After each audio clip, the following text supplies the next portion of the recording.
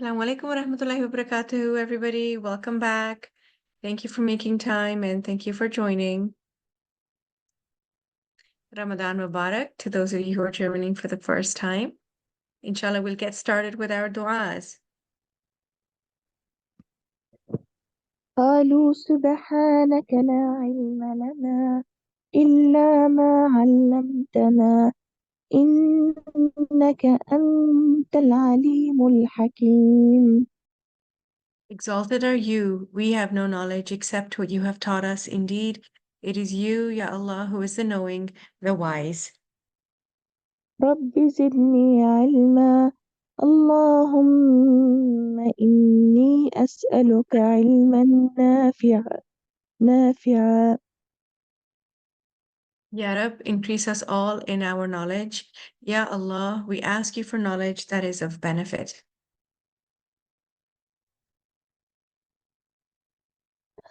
اللهم صل على محمد وعلى آل محمد كما صليت على إبراهيم وعلى آل إبراهيم إنك حميد مجيد. اللهم بارك على محمد وعلى آل إبراهيم وعلى آل إبراهيم إنك حميد مجيد. Ya Allah, bestow your favor on Muhammad and on the family of Muhammad, as you have bestowed your favor on Ibrahim and on the family of Ibrahim. You are praiseworthy, most glorious. Ya Allah, bless Muhammad sallallahu alaihi wasallam and the family of Muhammad, as you have blessed Ibrahim alayhi salam and his family.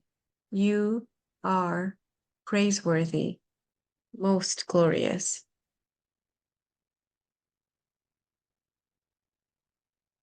اللهم يا مقلب القلوب ثبت قلبي على دينك.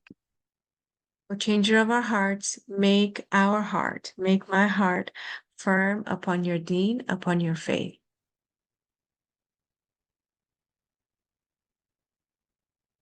اللهم اجعل القرآن الكريم ربيع قلوبنا ونور صدورنا وجلاء أحزاننا وذهاب همومنا.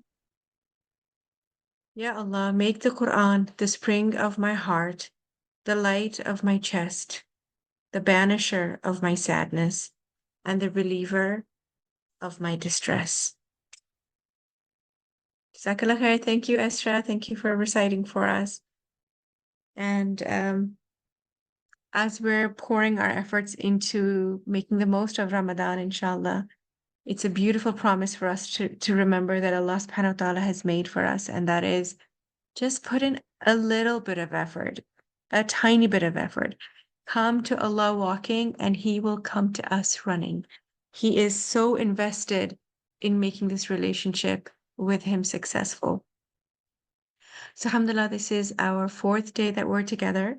We'll spend maybe 4 or 5 minutes, just a quick overview on what we've covered in the last few days, and then we'll continue with our topics for today. So, in summary, the first few days we've talked about the beautiful names of the month of Ramadan, and each of those names is a focus on where we can put our efforts. The Shahrul Anwar, the spiritual light, the light of our home. Shahrul Izza wal Karama, the month of honor and dignity. And then a reminder that each one of us is on a different stage in the journey towards Allah. So it could look, plain and simple. Maybe it's early stages.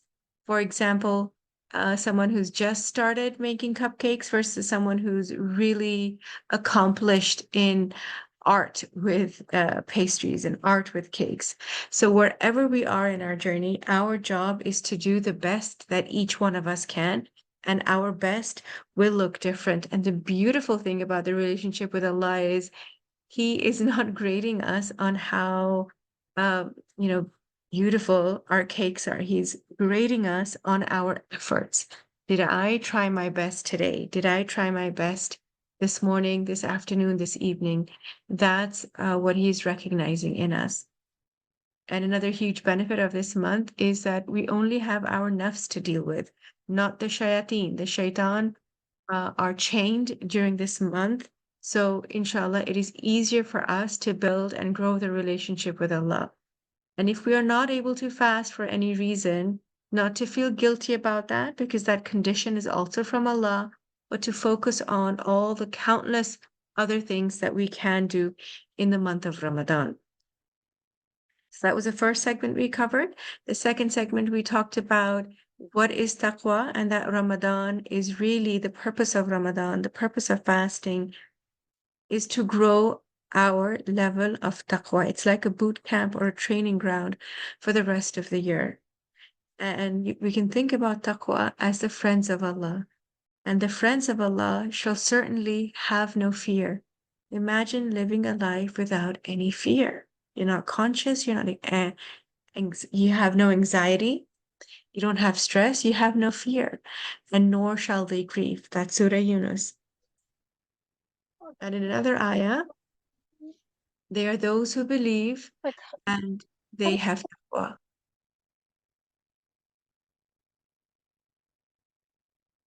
And very simply, we talked about what are some ways to understand what taqwa means. It's a very rich, very deep, very all-encompassing word.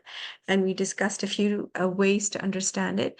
And one of the simplest ways is to think about, Allah told us for many things, do it. And for many things, he told us, don't do it. And these have been clearly outlined for us in the Quran and the Sunnah. So very simply, acting on these do's, acting on these don'ts is what taqwa is.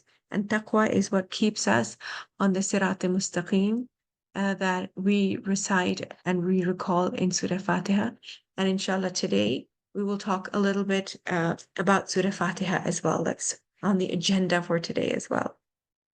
Something else to remember about taqwa is way to safeguard our taqwa is not to go near the boundaries of the don'ts that Allah subhanahu wa ta'ala has outlined.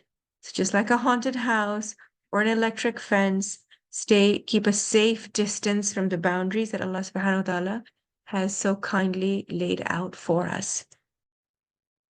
That was the second segment. And in the third segment, we talked about planning and prioritizing our time with Allah. There's lots of amazing tools and resources available that you can download or print or buy and use them to manage your time, use them to track and feel good about how you are spending your Ramadan. Use whatever resonates with you. If you like simple, pick something simple. If you like something with more options and a bit more complex, pick that.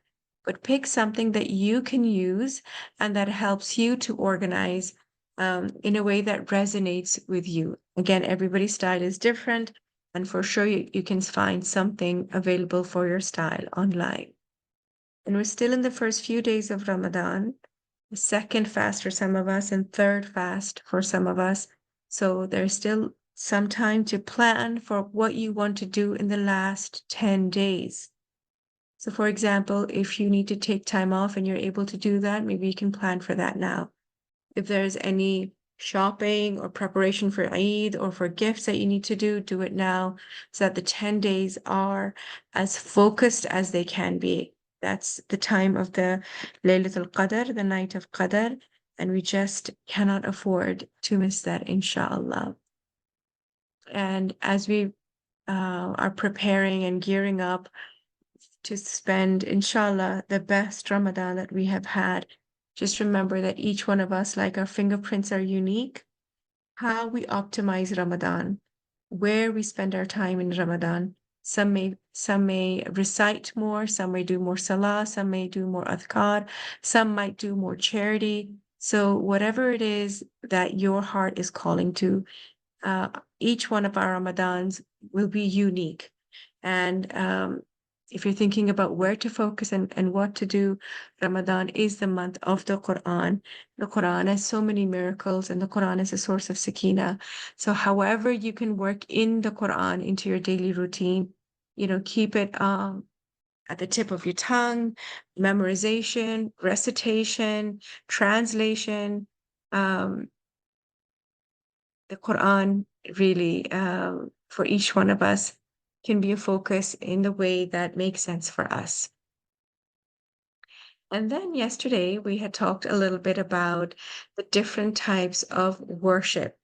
Does anyone remember here what we had talked about these wind-up toys? What was the analogy or the example we were giving here? Does anyone remember?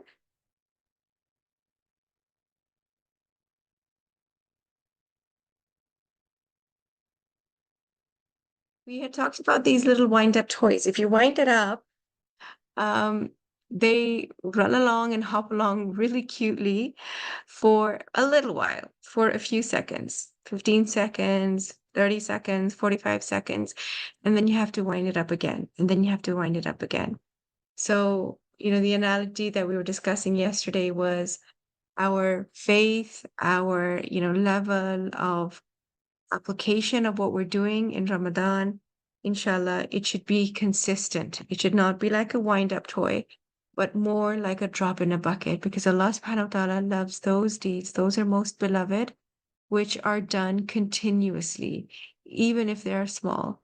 So it's not like gearing up and, giving 1 million in charity, but can I give, $1 a day, half a dollar a day, whatever I can do continuously and consistently, whatever I can sustain. So if, I'm used to, for example, reading 2 juz a day, okay, continue with that. But if, for example, if I'm new to Arabic, if my Arabic is not that good, or I'm new to Islam and I can only do like half a page or 1 line, then whatever we can stick with, that's what Allah loves. So consistency is really important. And we had talked about the hierarchy of intentions that my niece had put together.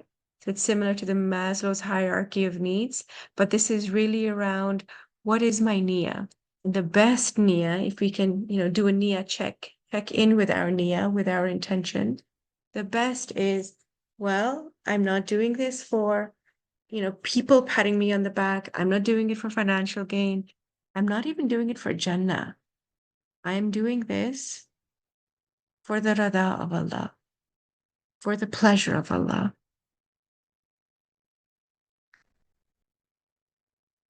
And we talked about some tips about how to make the Quran part of our day-to-day routine. And then we had also talked about the framework, how we think about things, how we make decisions, and there are different frameworks in our mind. And one of the most valuable frameworks that we have been given is viewing things through the lens of Allah's wisdom, of Allah's hikmah. He made the universe, He made you and me. His wisdom is the ultimate wisdom, and how to live successfully, both in this dunya, in this world, and in the forever world. So if we can wear the glasses of the Quran, see through the lens of the Quran, that inshallah is one of the ways for us to be more successful and more content, inshallah, in this life as well. And we had also talked yesterday about salah. Again, do whatever we can, maintain consistently. Some of us may be struggling with the 5 mandatory prayers. Some of us are good with that, and they're focusing more on the salah, or the sunnahs, and the other voluntary prayers throughout the day. So wherever we are at in our journey, try to improve that, and try to improve where our heart is. Be present in the moment when we are offering our salah, when we are with the Quran.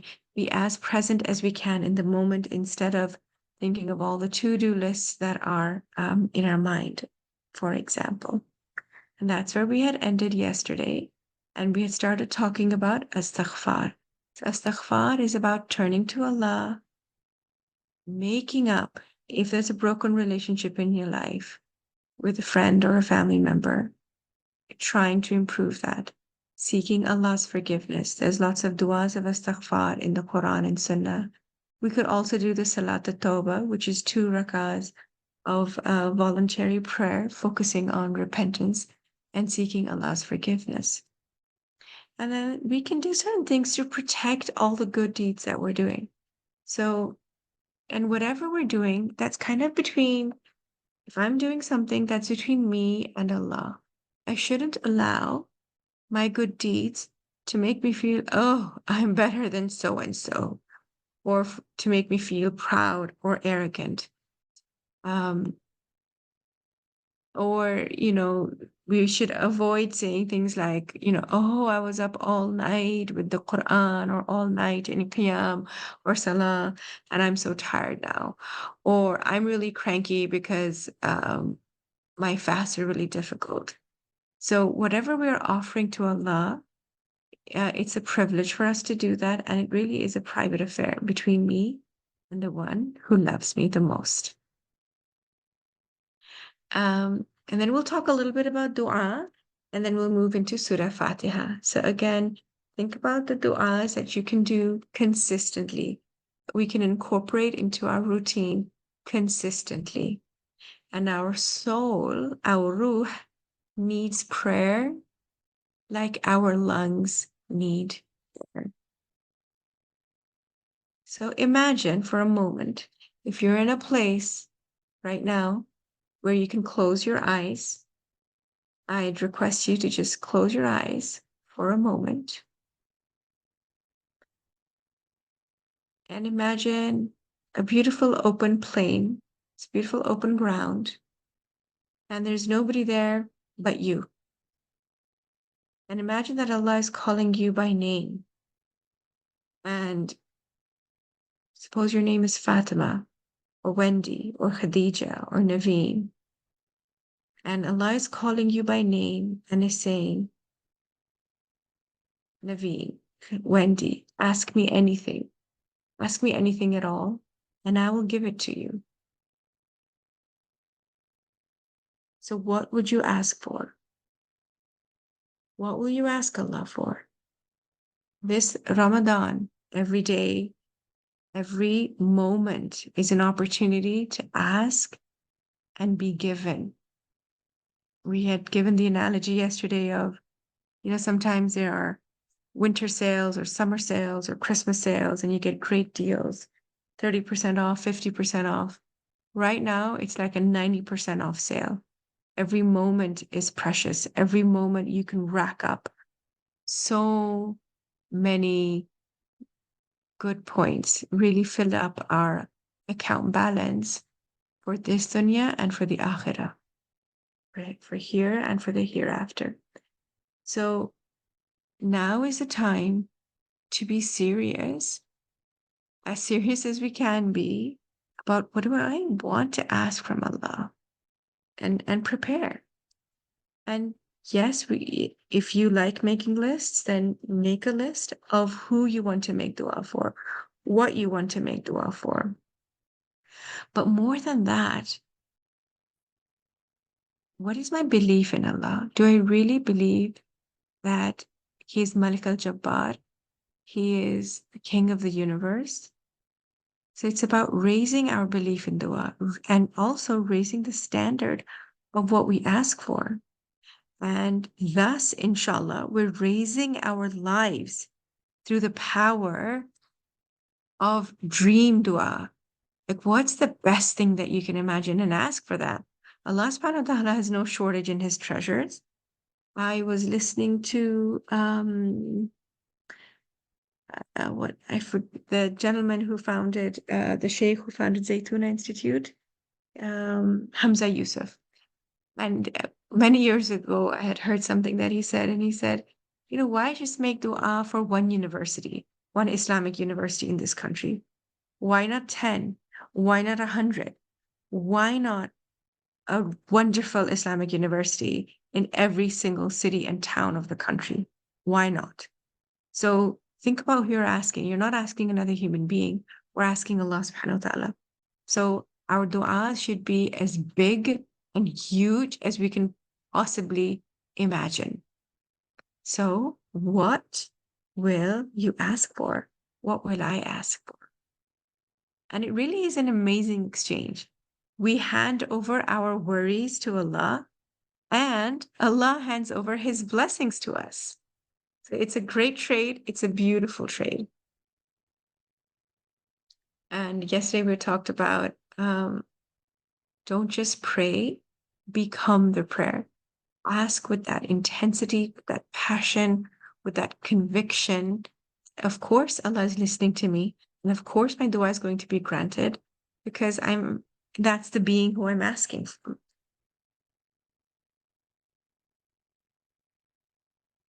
So perhaps, we need to evolve, some of us, in how we think about Ramadan. It is a high intensity month.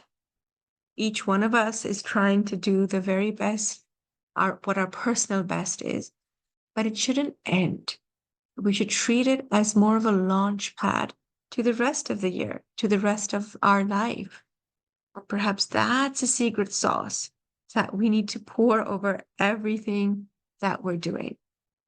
And so if we can upgrade, improve our du'as, the quality, the type of dua, what we're asking, the intensity, especially in the last 10 nights of Ramadan, then Ramadan, inshallah, becomes more of a launch pad than just a boot camp. And so perhaps you can start with going inwards, looking inside me. What is it that is blocking me? Is there something that is stopping me from making the best dua ever to the King of Kings, to Allah subhanahu wa ta'ala? And if there is anything that's blocking, if there is any baggage, and that's okay, we all often have baggage. So dig deep, dig deeper, make dua, and then inshallah we get to the pearls, the gems, our true self inside. Sometimes we're just too busy. Sometimes we're just scrambling from minute to minute, from task to task, from fire to fire, trying to just get things done and balance everything that's on our plate. And that doesn't leave us the time to marvel at the wonders that Allah subhanahu wa ta'ala has placed inside of us. None of us is perfect, but each one of us is beautiful because Allah subhanahu wa ta'ala made us. He gave each one of us different talents and each one of us unique challenges that were built custom for us. So inshallah, we can raise the bar and raise it again and raise it again. Every day we're raising the bar of what? Of the dua that we are making to Allah subhanahu wa ta'ala. Understanding really who we are asking and being, wild and crazy in the duas that we're asking of. That's the least that we can do. And thank you, Wendy, for your note. I think that was a note from Wendy in the chat. To make dua for those around the world that are suffering in the ummah, those who are struggling with war and starvation and hunger. Jazakallah khair for that message. And inshallah, Ramadan is also a time for self-reflection, to rediscover or discover what we truly want in life. And this is the best time of the year to ask Allah for that. And the best night of our life is Laylatul Qadr, the night of power. And remember, we're standing in front of a king. So no one just, stands before a king and says, oh, do you have $1? Do you have $10? Do you have $100? No, we ask for the very most that we can. And Allah subhanahu wa ta'ala is the most magnanimous, the most merciful, the most generous, and the one who loves us the most. So just like in the Olympics, the athletes, the Olympians, they take years to prepare for their biggest moment. The Sahaba used to take months to prepare for Ramadan. And yes, here we are sitting on the second or third day of Ramadan, but we still have time, inshallah, to raise the bar of our dua, how we ask Allah and what we ask Him. And remember that we are all flawed. So sometimes one of the tricks that we play on ourselves or our nafs tells us, or the shayateen, but alhamdulillah, the shayateen are chained in Ramadan, is to think, well, I've done so many mistakes. I've done X and Y and Z, and I've hurt this to many people, and I've been so bad at this and so bad at that. So who am I to stand in front of Allah and ask? Who are you not to stand in front of Allah and ask? Allah loves us, and so unconditionally that no matter what our mistakes have been, Allah subhanahu wa ta'ala will forgive us. All we need to do is ask Him to forgive us.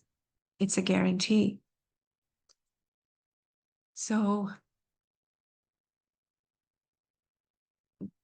when we think about our dua, don't let the thought of our previous mistakes stop us. Yes, absolutely. This is the month of Tawbah. This is the Shahr al-Tawbah, Shahr al-Ghufran, the month of forgiveness, the month of turning to Allah, seeking forgiveness. Yes, of course, we are imperfect and we are weighed down by things that have happened in our past. Maybe we are ashamed of some of the mistakes we've done. Maybe we've been slowed down by how many priorities we have and how many obligations and responsibilities. But that's okay. That's all right. Allah subhanahu wa ta'ala encourages us to come as we are. Just ask Him. Just turn to Him from wherever we are today. Just turn to Him. We can be vulnerable in front of Allah subhanahu wa ta'ala. He knows our pains. He is closer than the neck, than the vein in our neck. He knows when we're crying and nobody else does. He knows what our hearts desire. He knows how ambitious we are and what we want. So inshallah, this Ramadan, we can hit refresh, clear the past, and, continue with Ramadan with more hope, with more imagination in our dua, and kind of a dare to dream style. We're asking Allah subhanahu wa ta'ala, so our duas should be reflective and big duas, because Allah subhanahu wa ta'ala can solve all our problems, big ones and small ones. And Allah invites us to come as we are, not to stay as we are. The Quran helps us with transformation, helps us with change, not stagnation. So, as a summary for the last few sessions, what are some focus areas for Ramadan? And then we can kind of pick from here. Perhaps we can unlock the names of Allah. There are some amazing, beautiful names of Allah, and that can put more power, that can power up our dua. What can I do to build my faith and really believe it's unwavering that what I'm asking for will be granted in some shape or form? And instead of feeling despair, move towards hope.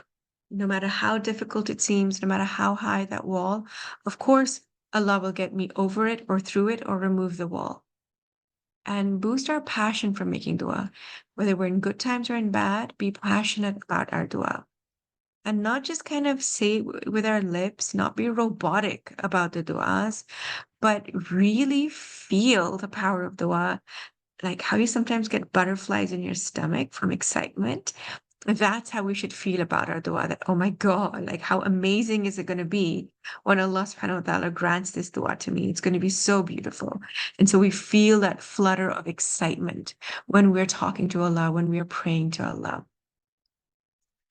And we can take whatever baby steps, whatever tiny steps are linked to our dua, we can take action on it. Even if it feels like, oh my God, this is so big, it's out of my hands.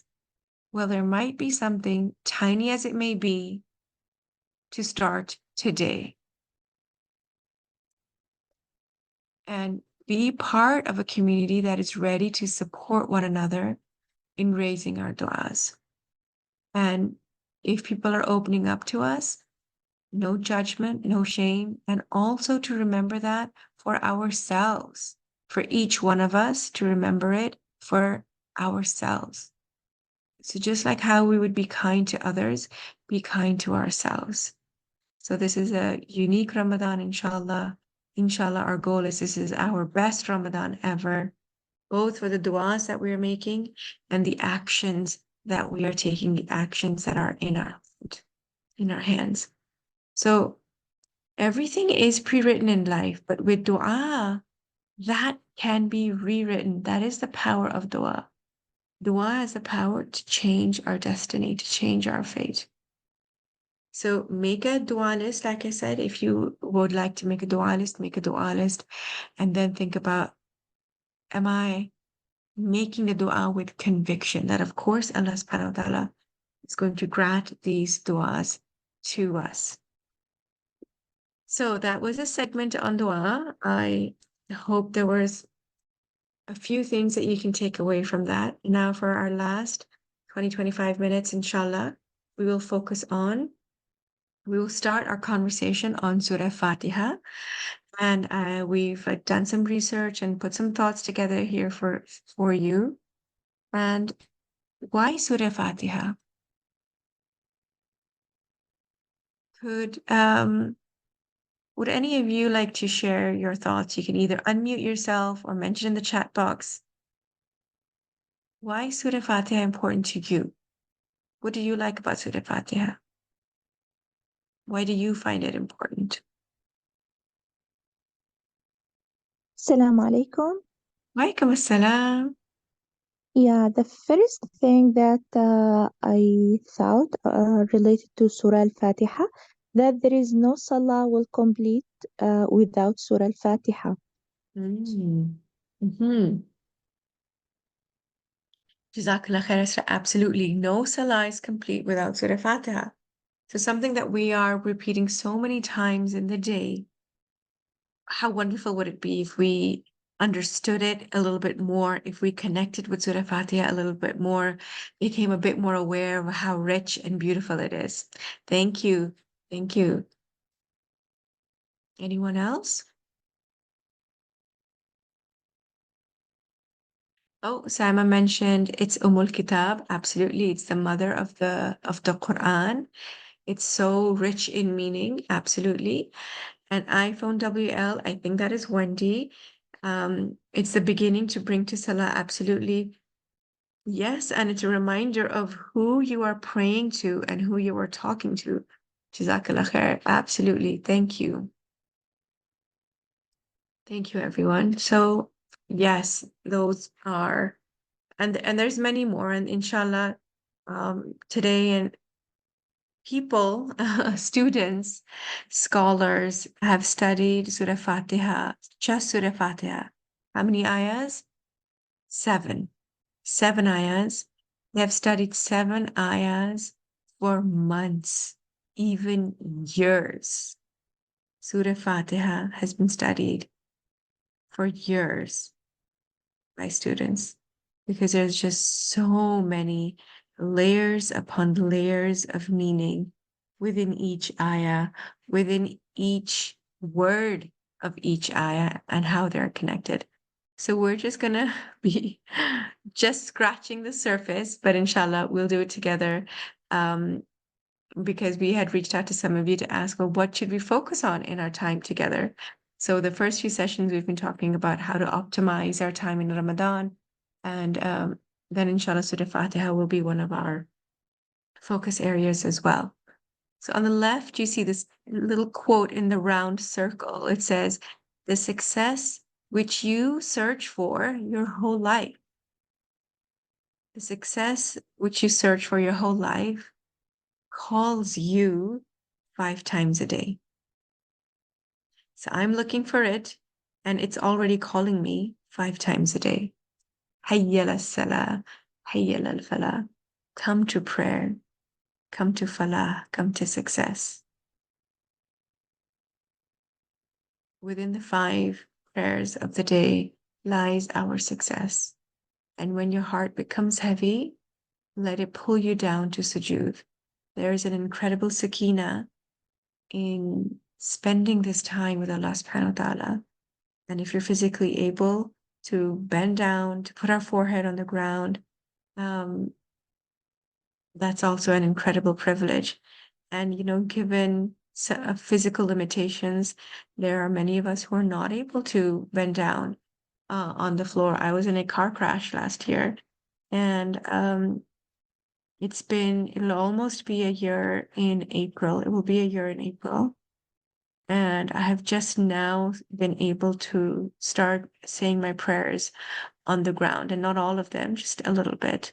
But, it really made me also realize like how much sakina, how much contentment and how much peace there is to do our salah in the way that Allah subhanahu wa ta'ala has prescribed. Now, of course, some of us have physical ailments and we're not able to do it. And so for those of us who are able to do it, I think so much to be grateful for. Health truly is wealth. Health is wealth. So Surah Fatiha is the surah where it's actually a dialogue. It's like, when we pick up the phone and we talk to someone, we say something, then they say something, then we say something.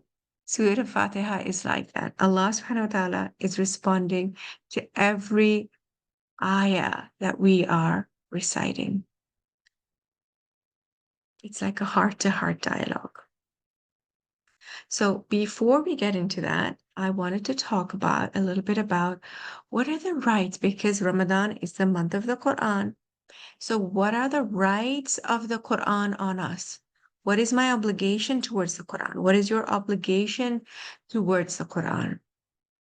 So there are 4 buckets of responsibilities that we have, 4 buckets of obligation.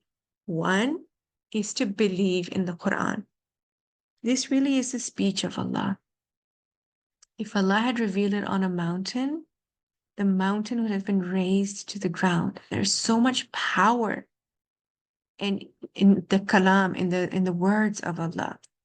And so believing involves acting upon it to become the best of Allah's creation. So that's the first responsibility, is to believe. The second responsibility is to recite. So just like if we're reliant on our GPS to take us somewhere, we must open it, we must consult it to get us there in hopefully the fastest and shortest way. So we should do the tilawa lafzi, which means the recitation of the words, and then the tilawa ma'ni, which means to recite and to understand the meaning and to follow the meaning. It's a great act of worship. Per alphabet, per letter, we are getting at least 10 hasanat and more, depending on what Allah wants to give us.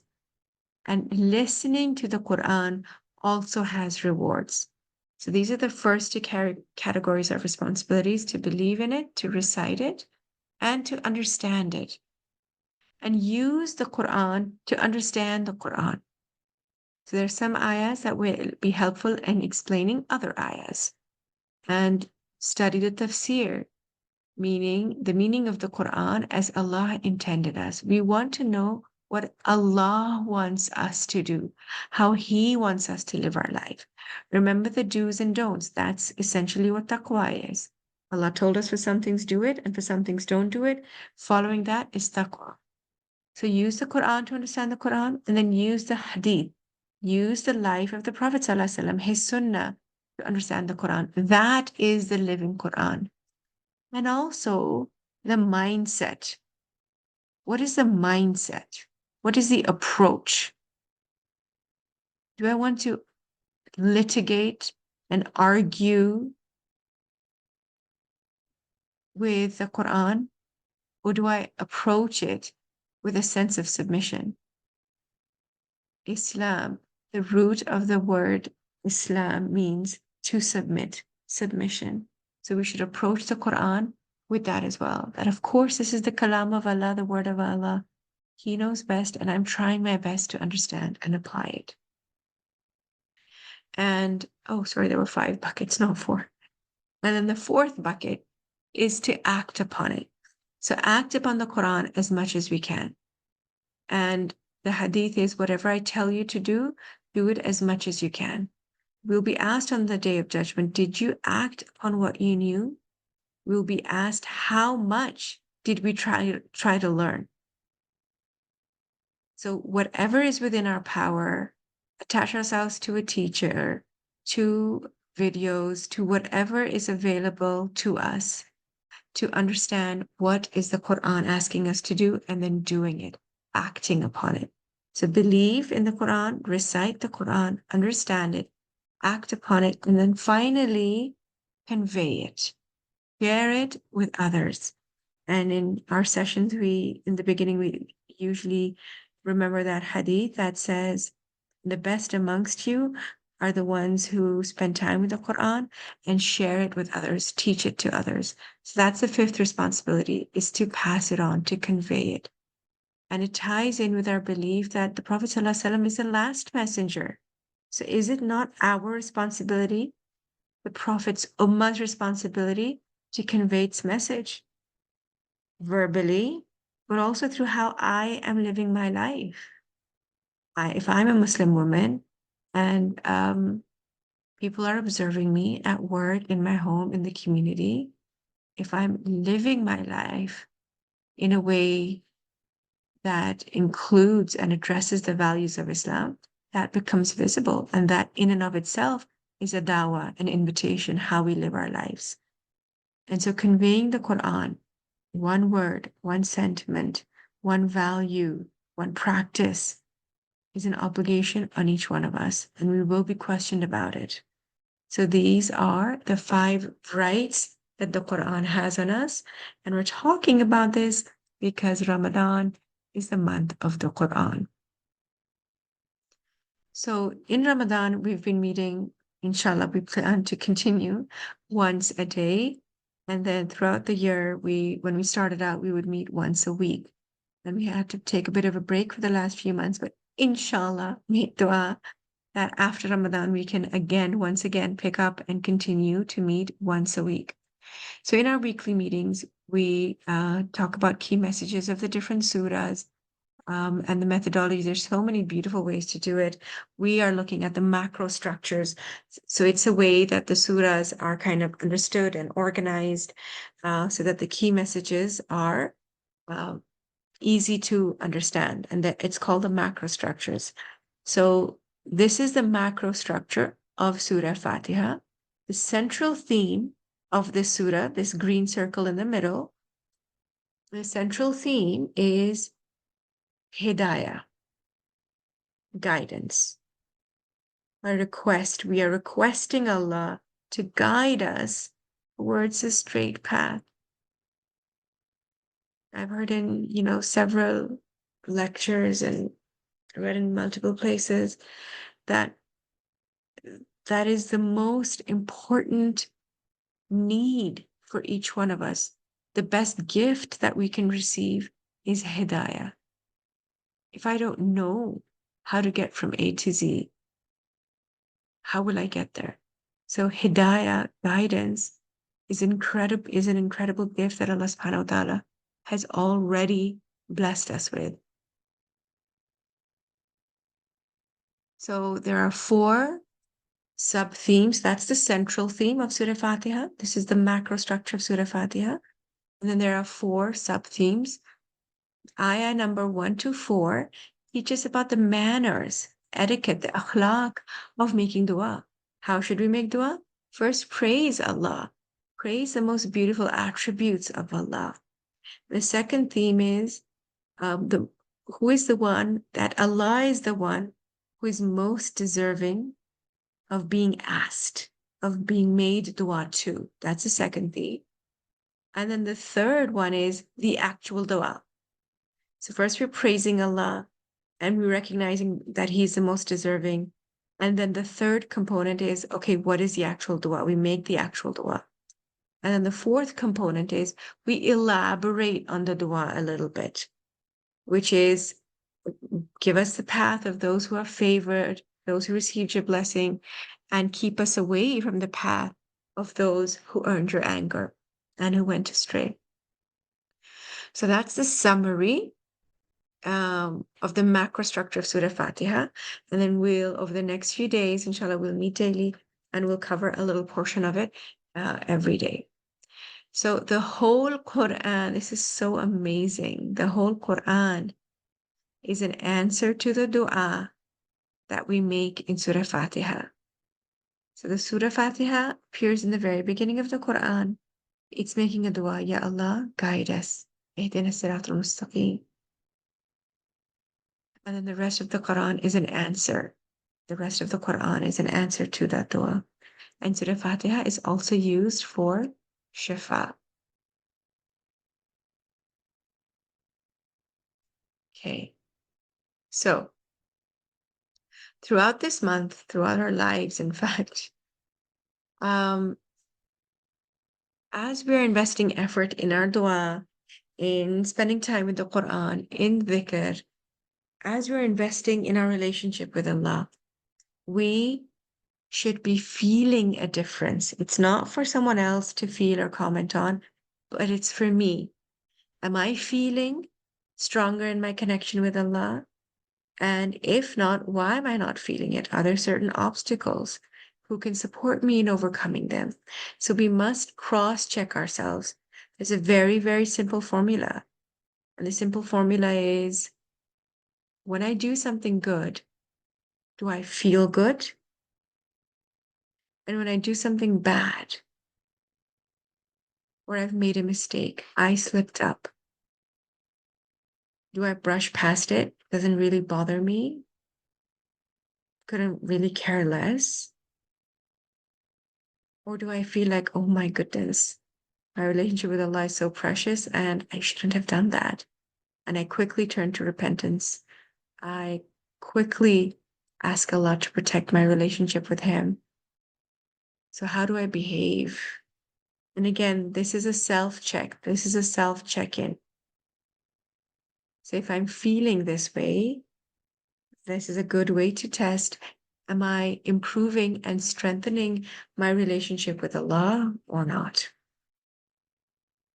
Okay, so we'll quickly, would Esther or somebody like to recite Surah Fatiha in Arabic for us, please? And then we'll read the translation.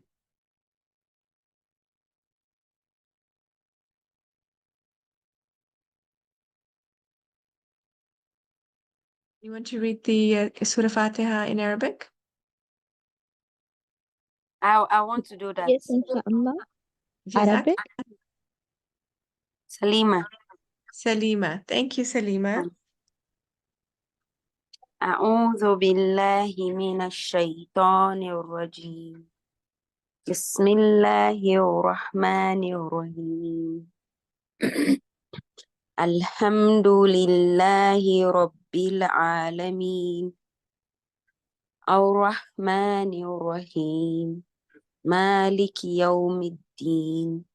إياك نعبد وإياك نستعين. اهدنا الصراط المستقيم. صراط الذين أنعمت عليهم غير المغضوب عليهم ولا الضالين. آمين. Ameen. MashaAllah. Thank you, Salima. Thank you so much for reciting for us today. And Esther, I think you offered as well. Thank you. Thanks to both of you. Jazakallah khair. So so this is Surah Fatiha that we're reciting 17 times minimum if we're doing our 5 obligatory prayers.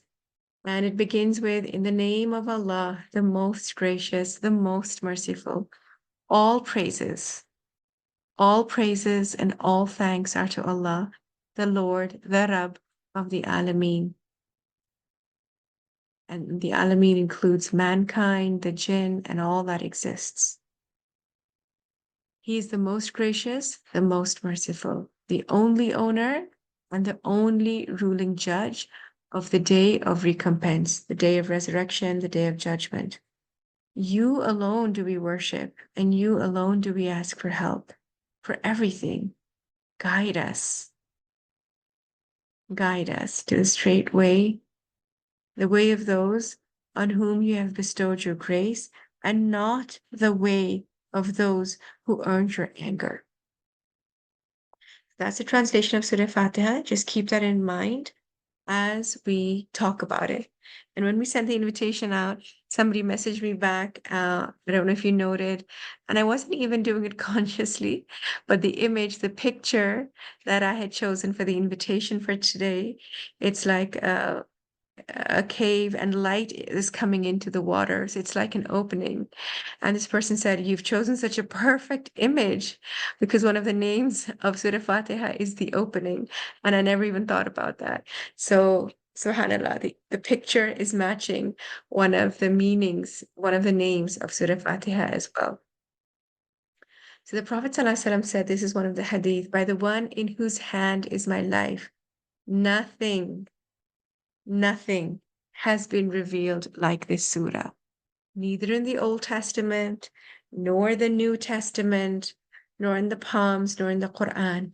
And this is the oft-repeated surah consisting of 7 verses, which is Surah Fatiha. So the Prophet ﷺ is swearing that nothing exists like Surah Fatiha. It is unique. And whatever you ask for after the prayer consisting of Surah Fatiha, you will get it. So again, Surah Fatiha is very powerful to elevate our dua.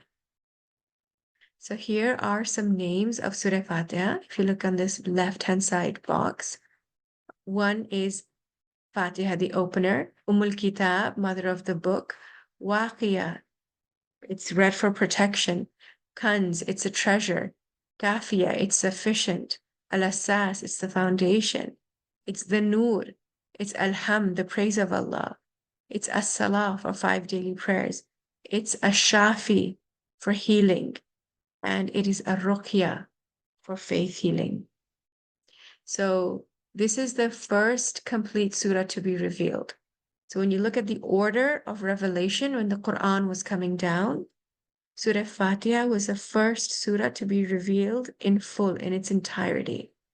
And it has many names, like some of the few that I've read out to you, because it is such an important surah. And it is also the foundation of the salah. Like the sisters mentioned today, no salah is complete without the Fatiha. And it is a conversation between Allah and myself, between Allah and you. And it is a beautiful dua for guidance, for Allah to open the guidance of His books, of His book. And the first 4 ayahs, like we mentioned earlier, the first 4 ayahs of Surah Fatiha teaches the etiquette of making dua, which is praise Allah first. Okay, so we will pause here and inshallah continue tomorrow. We will wrap up with our dua. Is there anyone who would like to make a dua in English or Arabic? And inshallah, tomorrow we will continue with a little bit more. And then just as a sneak preview, I want to show you this. I'm going to take you through tomorrow what the actual dialogue is. We'll talk about when I say ayah 1, what does Allah respond? When we say ayah 2, what does Allah respond? So that's inshallah what we're going to cover tomorrow. So would someone like to help us wrap up with a dua? Inshallah. Thank you. I will read the last 2 ayah from Surah Al-Baqarah, inshallah. Beautiful.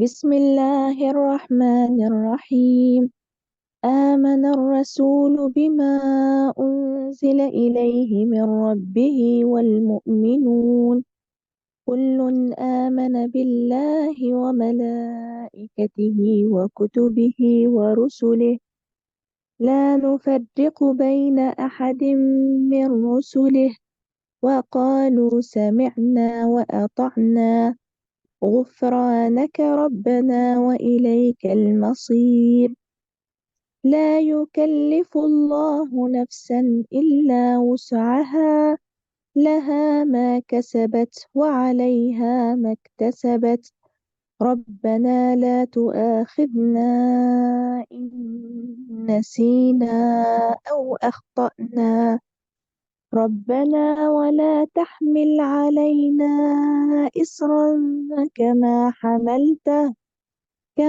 حملته على الذين من قبلنا ربنا ولا تحملنا ما لا طاقة لنا به واعف عنا واغفر لنا وارحمنا أنت مولانا فانصرنا على القوم الكافرين.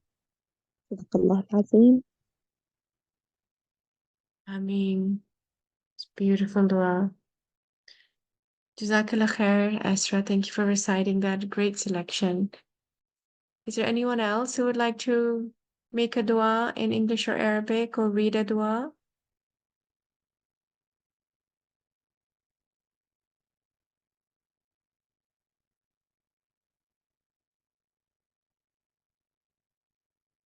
Ya Allah, please bless all the people who have joined the session today. Ya Allah, please allow us to reach the end of Ramadan and optimize and maximize the barakah and the blessings and the afiyah of this month, Ya Allah. Ya Allah, we make dua for everyone who is suffering around the world, everyone who is in a state of war or hunger or starvation or suffering, Ya Allah. Ease their suffering, Ya Allah. We are making dua for the children of Gaza, for the men and women in Gaza. Ya Allah, make it easy. Ya Allah, stop the hand of the oppressors. And Ya Allah, make each one of us capable to stand up and voice and speak up against oppression, Ya Allah, in whatever way we can, Ya Allah. Make our faith strong. Make our conviction strong. Allow us to come closer to you, Ya Allah. Allow us to taste the halawa, the sweetness of faith, Ya Allah. Allow us to focus on our relationship with you for a change, Ya Allah, and to be less distracted by the dunya and spend more time with you, Ya Allah. Ya Allah, bless us all with peace and contentment and sakina. Ameen, Ya Rab.